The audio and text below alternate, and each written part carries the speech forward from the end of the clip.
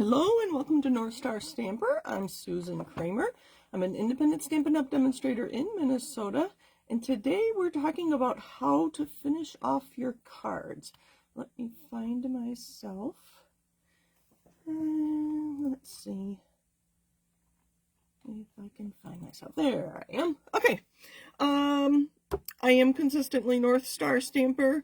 Even my website, if you want to purchase from me, is North Star Stamper, because there was another Susan Kramer. So this is going to go, this video is going to go live on July 4th. So if you're in the U.S., hope you had a happy, safe holiday. So here is my card layer.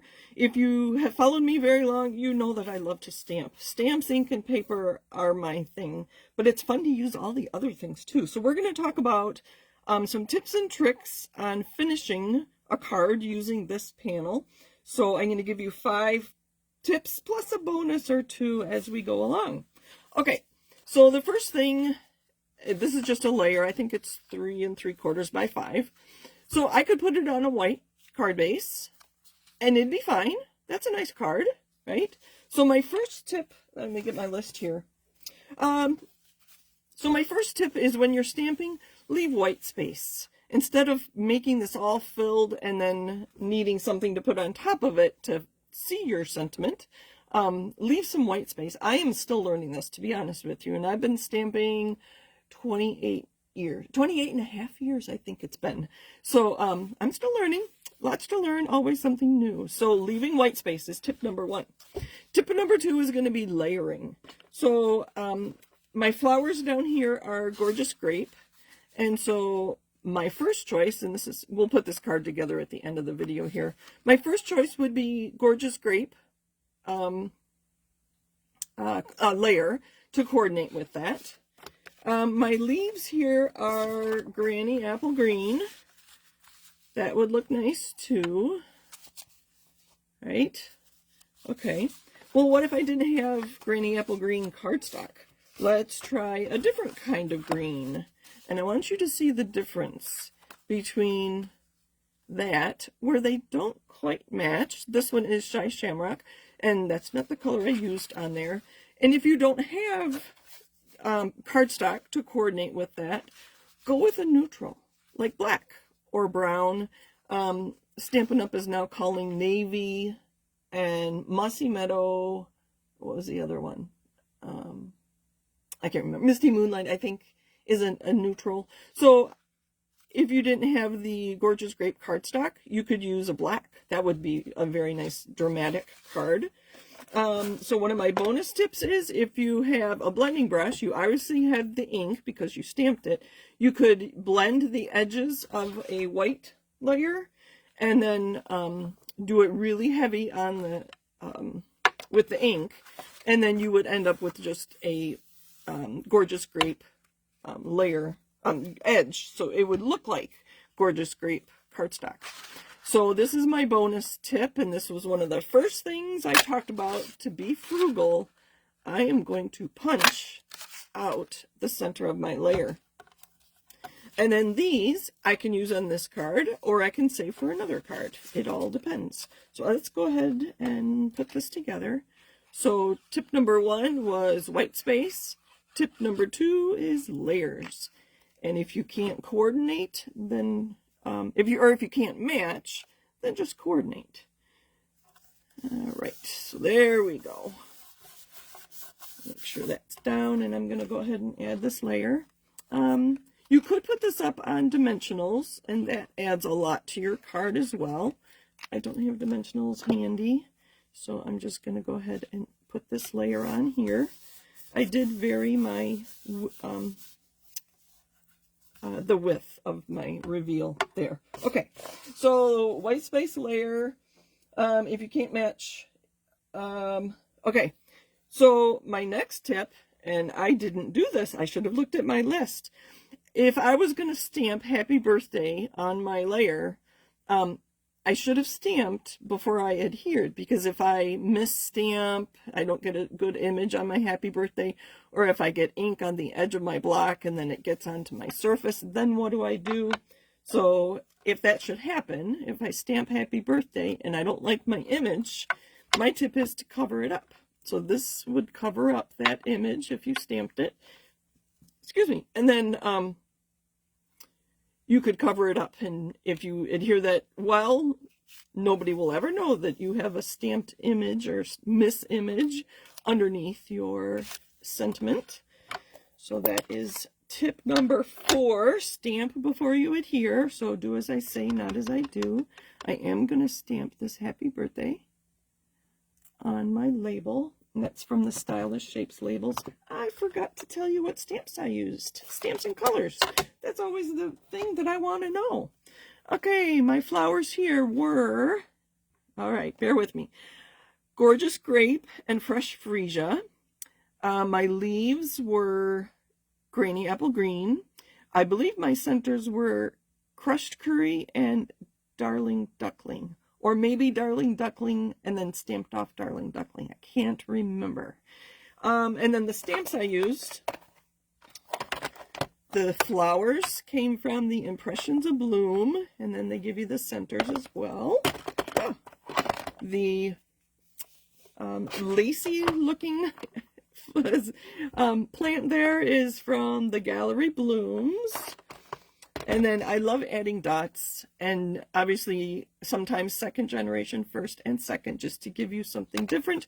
And those actually came from the Spring Corners stamp set. Okay, the happy birthday is now retired, but I love how small it is. This was from the keeping tabs, and I couldn't find another small happy birthday that would fit on here. Okay, my last tip is embellishments. So we could very easily put that heartfelt hexagon that we punched out of our layer behind our sentiment. That looks good. I forgot about that one. Some other ideas are a ribbon. And you would not need a large piece of ribbon. So even a ribbon that long, and let's measure it. 3.5 inches. So a 3.5 inch piece of ribbon, I would angle my ends, would look good. With the white, I would probably put it down here so you could see it in front of the purple flowers, but that kind of defeats the purpose because I like the purple flowers. I don't want to cover them up, so that kind of does away with our white ribbon. They say this is Gorgeous Grape, but I just don't think that matches. This looks much more Highland Heather to me, so that would be okay. Not the greatest, but again, let's grab some ink. Obviously, I had the ink for my flowers. I can color this ribbon. And I would do both sides. And again, I only needed like 3.5 inches. So that is the great thing about white ribbon, and I always buy white ribbon when we have it, so that I can do this with it. One more layer. We'll let that sit while I put my ink away so I don't make a big mess. So that would look nice. But what if you don't have ribbon? What if you don't have a blending brush? You could always put your ribbon into your ink pad. You would get a very purple finger, but that was one idea.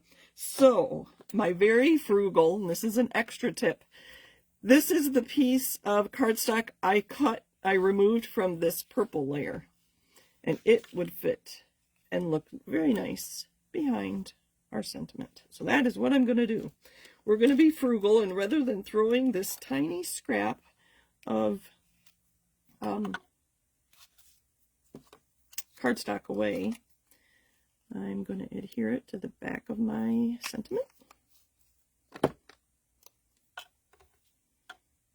Right down the middle, like that.